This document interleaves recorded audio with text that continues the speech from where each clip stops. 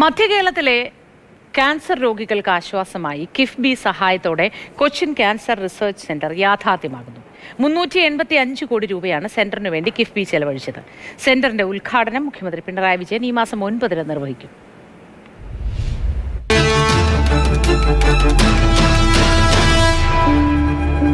V R കൃഷ്ണയ്യരെ പോലെയുള്ളവരുടെ ദീർഘകാലത്തെ ശ്രമഫലമായി Cochin cancer research institute യാഥാർത്ഥ്യമാവുകയാണ്. ഫെബ്രുവരി 9 മുഖ്യമന്ത്രി പിണറായി വിജയൻ സെന്ററിന്റെ ഉദ്ഘാടനം നിർവഹിക്കും. കളമശ്ശേരി മെഡിക്കൽ കോളേജിനോട് ചേർന്നാണ് സെന്റർ പ്രവർത്തനം ആരംഭിക്കുന്നത്. 12 ഏക്കറിലായി 4 ബ്ലോക്കുകളിൽ 6,40,000 ചതുരശ്ര അടി വിസ്തീർണം സെന്ററിനുണ്ട്.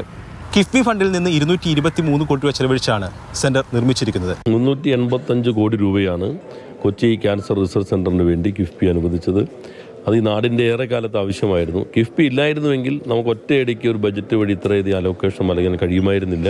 കൊച്ചി ക്യാൻസർ സെന്റർ അതൊരു യാഥാർത്ഥ്യമാകുമായിരുന്നില്ല. എറണാകുളം, പാലക്കാട്, തൃശ്ശൂർ, ഇടുക്കി എന്നീ ജില്ലകളിൽ നിന്നുള്ള രോഗികളുടെ റഫറൽ ആശുപത്രിയായിട്ടായിരിക്കും സെന്റർ പ്രവർത്തിക്കുക. മെഡിക്കൽ, സർജറി, ഓങ്കോളജി, റേഡിയേഷൻ എന്നീ 4 വിഭാഗങ്ങളാണ് സെന്ററിൽ പ്രവർത്തിക്കുന്നത്.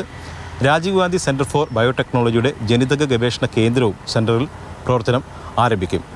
കൂട്ടിരിപ്പുകാരായ 132 പേർക്ക് താമസിക്കാൻ വേണ്ടി അമ്യൂണിറ്റി സെന്ററും ഈ സെന്ററിൻ്റെ ഭാഗമായിട്ട് തുടങ്ങുന്നുണ്ട്.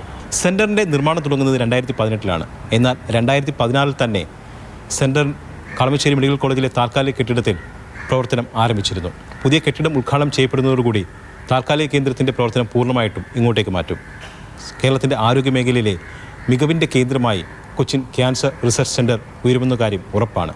ബിനു തോമസിനൊപ്പം എസ് അരുൺ ശങ്കർ, മാതൃഭൂമി ന്യൂസ്, കൊച്ചി.